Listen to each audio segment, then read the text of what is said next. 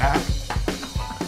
It's a new segment, whatever the word you just said. Yeah, I like it. Let's go. What do we got? So explain the segment. What are you going to be doing right now? All right, so I have two different topics that I like to discuss today. This is JT, by the way, James Tita here, jumping in on a topic. One of which I'm going to start off with. It involves the NFL. It really frustrates me very much, and hopefully it frustrates you guys as much, because then it'll be, Yeah, So and I'm sure it'll frustrate Tony because everything. And you want us to know if it pisses us off. Yeah, I want, and please right. shout out when you see fit. And the other one is something I'm very excited about, and just a little preview. It's involving that right there. Yep. Okay. All right. So We're huge hockey fans here on the show. We have All right, a let's lot go. of knowledge. Let's go. Make sure you I'm leave a lot of time. all right, so first off here, I want to talk about the Monday Night Football schedule and Okay. how awful it is. It's been bad this year. This year, more than any other year, I've realized that these Monday Night Football games are all on prime time, and I think I ran some numbers, and 9 out of the 16 weeks have just been awful. Okay. And I went over all of the games that I thought were putrid, and the ones and games that went on that week that I thought would be better served to be primetime games. And this is Okay. not including Thursday night games nor Sunday night games, because those are primetime anyway. Okay. So week 2, we have the 0-1 St. Louis Rams against the 0-1 New York Giants. Right. Looking back on that game, it looks even worse than it really is, because after the Giants 6-1 or 6-2 start, we really saw who they are, remember and that. the Rams I are, remember I that think, game, 'cause the 2 Giants and could've lost 13. that game. I had Yeah. Sam Bradford at the time. Yeah. Needed him I bad. think. Okay, keep going. So the final score of that was G-Men 28, St. Louis 16, and it was closer than that, which makes it even Yeah. worse. And here are just 2 other games that took place that weekend that I thought would be obviously better. The Patriots and the Chargers, high-scoring game in New England. You know, Yeah. 2 great quarterbacks would be Yeah. great for Monday Night Football. And then Dallas edging out San Francisco in one of their only losses in 10 games, 27-24, in 2 It was a great premier, game. yeah, Yeah. 2 premier franchises. Yep. Week 4, we have Indianapolis at Tampa Bay. Real bad. Yes. Indy was 0-3 at the time. Couldn't Tampa get was any 2-1. Also going on that week, we had Pittsburgh at Houston, which was a nice 17-10 victory for Houston. Yeah. And we had Detroit at Dallas, where they had that phenomenal comeback. Detroit 2-0 at the time against Dallas 2-0 at the Yeah. time. Yeah. Week 6, Miami 0-4 at the New York Jets, who were 3-2 at the time. The Jets destroyed them 24-6. It was an ugly game. I'm sure you watched the whole was thing. there. Yeah, you were there. There you go. Yeah, you were yeah. there. Now this Sucks. is I hate going to Monday night games. yeah, they're the worst. Yeah. Now this is the week where I thought that they were they really did disservice to the fan. Yeah. We had Dallas at 2-2 at New England, which was kind of an ugly game, but anytime you get Dallas and the Cowboys against Tom Brady, that's interesting. Plus it was closer than a lot of people thought.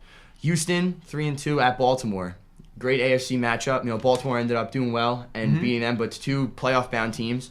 And then we had San Francisco 4-1 at Detroit 5-0, which is the infamous handshake game where, you know, San Francisco went in and really made a statement beating Yeah, it was Detroit 25-19. Yeah, one of the more entertaining games of the year. I agree. I watched that one actually. It was luckily it was on regional coverage where I am. All right, week 7 we had Baltimore at Jacksonville. That might have been the ugliest game. That might be the star for the worst Monday That night was game this that was week. like the 12-9 game. Or It was 12-7. whatever. How Yeah. Baltimore only scored 7 points, I don't know. I mean, No. they're a good team. They have a good running game. Ray Yeah, Rice was yeah. nowhere to be found that game. Other games that week we had was San Diego 4-1 at the Jets 3-3, and that was like the last game that San Diego played well for about 8 weeks. Yeah. You know, that was another game that I think should have taken the place. We have Atlanta also at Detroit that week, which is another pretty good game. Week 8. Now this is a tough string for Monday Night Football. 3 weeks in a row, just bad. We had San Diego at Kansas City, and although that was a relatively entertaining 23-20 victory for Kansas City, it was ugly. Fumbles all over the place. I believe that was the game that Castle either went down that week or the week after. Just ugly. And then Yeah. that same week you have New England at Pittsburgh. How does that not get national coverage? Yeah, Does right. this piss you off? It pisses me off, but I want to hear where he's going as far as like I don't know how we remedy it, but keep going. Week 10, we had Minnesota at Green Bay. Another real bad week. That week we had the Giants in San Francisco playing. That was another good game. The Giants were 6-2 and San Francisco was 7-1. We also had Detroit, Chicago, Pittsburgh, Cincinnati. And week 11, we had Kansas City and New England. That was an awful game. Yeah. Carolina at Detroit. Sorry, I'm kind of running off here, but there's a final point here at the end. I'm just trying to make my I hear you. statement. We had Cincinnati at Baltimore, which is another very strong divisional game. This is week 11. And we had Tennessee at Atlanta, which at the time, 2 4 and 5 and 4 teams looking to make the playoffs. Yeah. Week 13, San Diego at Jacksonville. Again, how Jacksonville gets 2 Monday night games in one season, That's I don't ridiculous, understand. They can't especially- even fill the stadium. Right, exactly. They have to sell their Can't even team. fill the Yeah, stadium. they have things blocked out. It's the only time they get on TV. That was the Maybe that that's week. what they were doing. That week we had Green Bay at the Giants, which was a very entertaining and competitive game. We had Cincy at Pittsburgh again, another AFC North division. I think the AFC North is getting snubbed here. They're not getting as much respect as they deserve. Also, Atlanta, Houston, two looks like playoff bound teams at this point. Week 14, and then St. Louis at Seattle, another very terrible game. We had Chicago at Denver. And that was no matter what going to be a terrible Yeah, game, it didn't matter. We had Chicago at Denver. We had New Orleans at Tennessee, and we had Houston at Cincinnati. Other games I thought deserved a little more national recognition. So now, how do we fix this? Yeah. It's the Sunday night games have traditionally been flex games. They actually flexed the Giant Cowboy game this week from 4 in the afternoon. But it's to only 8 at after a night. certain week, right? Yeah, I think after week 7. Starting in week 8, I believe they're Like you flexing. can't flex them in week 2 or anything. Right. Okay. Okay, I but they're didn't know flexible that, but games, yeah, yeah. they're flexible games for a good majority of the season. Yeah. Yep. Pretty important game. And that was decided, I believe, early last week. So there's about a week and a half between when the game's going to kick off and when they decide to make the change. Yeah. Before they make that flex. I don't understand why there can't be a flex system for Monday night games. You take the Sunday games at 4:15 Eastern times and allow them to be flexed to Monday night. I don't So they understand have why. to be the Sunday, the afternoon, late games. I mean, I guess logistically, I think there'd be some problems there, though. I think as it's far as difficult like to move it a day. accommodations, That's and just plus, my view. if you're a coach and you're planning out your weekly schedules and stuff, but I guess if you let the team know, I mean, they're doing a week and a ahead of half in time. advance on those Sunday games anyway. yeah, I wonder what the contract says though. You know what I mean? I mean, obviously the contract doesn't allow it. No, I know it. You mean that's the Players absolutely not. Association? I'm talking about with the teams. I mean, I wonder. It's like a big deal for these teams to get Monday night games. Like Detroit had gone years and years without ever getting a Monday night game, and then last year they got a Monday night game. So you wonder, like, Those teams don't want to flex out. Like the Jaguars don't want to flex out anyway. or They'd be pissed because that's probably like you said. the only they time don't they're sell gonna, out. they're only It's time they're the gonna only get. Yeah, it's the only shot. So you wonder how logistically it works. I understand because really the only thing that saves Monday Night Football a lot of times is fantasy football because a lot of these games you're saying right. You were talking about Sam Bradford, but the only Exactly. reason you're watching that game because it's a pointless game Yep. means nothing. I needed Sam It's Bradford. the only thing that saves the game. Now, but I agree, it is. pisses me off. I think it doesn't piss me off as much because in my mind it's now a bad game because the best games are always Sunday night because of that flex option. Mm-hmm. But when you go through that schedule of the games that you didn't like, I could understand why almost every one of those games was scheduled except for like those Jaguar games because like for example the Rams Seahawks wound up being an awful game, but that was a replay of last year's playoff game. Indy And- Tampa Bay though, that's ridiculous. Rams didn't make the playoffs last year. No, they were in. I'm sorry, they were in the week last 17. game- in that last the game, last they game didn't winner play went it. into the playoffs. Got it, They just okay. say playing. All right. But I'm saying like Yeah, a lot you of said Indy divisional Tampa games. Bay, like when was that going to be a good game? What Tampa? Peyton Last year, Manning based on versus Tampa Bay, who made a playoff. Yeah. Oh, and- Obviously, an awful game. Tampa Bay didn't make the playoffs last year. Josh Freeman, they made the playoffs, didn't they? I thought that- Or they were 11-win Yeah, team or they're something. a They were 10-win team. They didn't make the playoffs. I thought they made the playoffs. I don't know. They might have. I don't know. No. They were very good, is the point. Yeah, they scheduled And- a big Right, man. and I'm just right. And okay. who obviously some of those games are bad, but like the Niners were awful last year. Right. So I can understand why they weren't on because they were so bad. Who knows? There's got to be some reason. So in the what's Jaguars. logistically? What's your problem with his idea though? I You just think that I don't think there's a. I think that coaches would be annoyed. Like if I'm thinking my team's playing Sunday, now I have an extra day, and now it ruins me for the following week. right. I think that's the problem. So 'Cause maybe you can give it give a the- short week, and then going into that week where you might know you have a long week because you're not playing till Monday. You don't know till late, so it's hard to logistically say I'm going to give you guys the Monday and the Tuesday off. The only other option would be maybe you allow a team that has a bye week the next week. That you can always flex that team, but then that doesn't happen at the end of the year, which is really when Yeah, you when care you really about want the big big games. games. Yeah.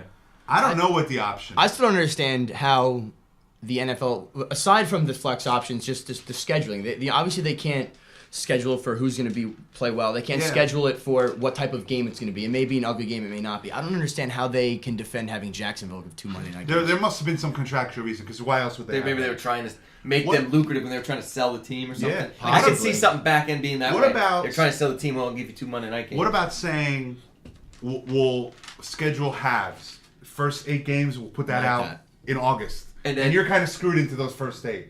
But then maybe by week 6, Because everybody's we have excited the- about early Monday. maybe night. by week 6, they've decided who the next 8 games will be, and then teams should have plenty of time to arrange your schedule. Like So you're you're not giving saying a guy after a week. Yeah, actually, that's a pretty Maybe good idea. I like maybe that by idea. week 7 you say, here is a second. We're going to start taking these games and moving them around. That would actually be a really good idea. And I think it's more realistic to say we're going to set it up. And after week 6, you say from weeks 9 through 17. This is the schedule. The team should have plenty of time to adjust. Then you have time to adjust. I like that. And you're going to guarantee. I mean, you are. And you you're can flex some of those Thursday games because some of those Thursday games are the same thing. Just as bad. Because you can't flex out of Plus, them. those Thursday games are even worse because if you think about like Jets Broncos, the Jets have 1 day to prepare. I mean, I don't understand why you can do Sunday night game there and then onto Thursday. But I think the scheduling needs to be fixed. I know. Yeah, and we've killed the scheduling here on the show a couple times. Although at the beginning of the season, we all killed the fact that the Jets and the Giants didn't play on September 11th. We thought it would have been a right thing to do. And them going on Christmas Eve couldn't have been any better. Really, it couldn't have been any better. But think about somebody like you. You didn't go to the game, right? Like, to me, it was great because I got to watch it. Yeah. Although I was a perfect example, I had to leave and do family stuff in the fourth quarter. Matt, you couldn't even go to the game. That's a game you would never miss. Yeah, I did miss. So to me, church. No way I was going to church over that game. That's probably why they lost. Oh yeah, maybe packing up my daughter, my wife. Look, I said, all right, sweetie. Light a candle. You would agree. Most families, your wife's great about stuff like that. Some people. I wear the pants. Yeah. I had the opposite there. I went to church and had to miss my Eagles for the last time. Is that right? Yeah. And now they can't make the playoffs, so I was a little upset. It's about you know what? You're damned if you do, you're damned if you don't. Exactly. Yeah. So what do you got? You got 3 minutes. What do you got for your next this is about all we need here. So, this is next segment. I'm particularly jacked up about it because I'm a huge New York Ranger fan. It's the Winter Classic on the 2nd of January. Yeah. We talked about. I've been watching the HBO thing. Oh, that's cool. That's my next. Look at the lead in here. Bro. Look at the lead in. Did you guys prep this? Well, he missed the train. We had a long. Yeah, I missed the train. I okay. But yeah, I wanted to talk about the 24/7 and how awesome. Number one, I think they are, and number two, I think the job that HBO is doing to portray these guys. Great. Yeah. I think one of the biggest misconceptions about the NHL in general are the players and how they have no personality. You have all these sports media individuals saying, you get a hockey player on, it's great, we all worked hard, it was great, it was good to get a win and blah, blah, blah, blah, blah, which they kill them for, yet they killed the Santonio Holmes and all these guys in football for talking too much Rex smack. Ryans. So I want to just completely squash right now the fact that these hockey players don't have personalities, because if you've been watching 24/7, they do. Yeah. These guys they're great dudes. You get a great look into what it takes to be a hockey player on and off the ice. Yeah. Do you watch it? Never seen it, but you should. Rich from Milford always tells me, they're going to run one of those marathons one day, and I'll just bang them all out. There's only like 3 or 4 of them. They're like 4 hours. Because it only goes till New Year. It only goes that's what I'm saying. But they do. The only the Jets one was only 6 weeks. It's not like they don't do it long. HBO doesn't. They don't. And you can rattle them out in one afternoon. The thing that I was most surprised at, because I also watched last year's with the Penguins and the Capitals, is that even though there's all these Russians and all these crazy, all these other. Why are Russians gonna be crazy? Yeah, I was gonna say. Brisbilla is nuts. The guy, he is the goalie, the universe. Those are my links. Check out the links on after it. He's one of those guys. But anyway, he's crazy. It's amazing to me that as diverse as they are, it's so old school hockey. Like, for example, one guy got a taunting penalty after he scored a goal. This Russian guy doesn't even speak. Oh, I saw that. You talked about it before the game or something like that? I don't know what he did. He's reloading his weapon is what he said he was doing. So he got a penalty. Didn't even affect the score. Like, they didn't score during that penalty, but they wound up losing. And in his mind, it was because the Rangers were tired. And after the game, he stood up. This Russian guy stood up in the middle of it. He's like 22 years old. Apologized for making them have to use so much effort. Could you imagine, like, Santonio Holmes? My bad, guys. I don't think he's ever said my bad in his life. I watch it, and I'm like, here's a guy who doesn't relate to any of these people. Any of these Canadians or Americans. Yeah, right. And he just realized, even though they didn't score a goal, and if that were Holmes, he'd be like, they didn't score in that position. Who cares? Oh, yeah. And so roll. Exactly. Even he did miss a tackle, said it wasn't his fault. He got a touchdown. It wasn't his fault. He stood up and he's like, I am sorry, guys. I made you do too much. And accountability is the word. Old school, yeah. Hockey players seem very accountable and into the team aspect. Absolutely. Nobody's at it, speaks out. I definitely got to check because HBO always does a good job in those shows. Great job, yeah. They always do a good job. And again, just one last point. Brisbilla, the goalie, check out some links on the site after this. They're hilarious. He talks about the universe. He talks about grains of sand. He talks about being the goalie. The goalie it's for the ridiculous. Flyers, he equated his dog to a hot girl. Yeah, he did. He did. They do always get hot girls, those hockey players. When we come back, time for Say What. We'll be back. Tri-State Sports, guys. He's out of his mind, that goal.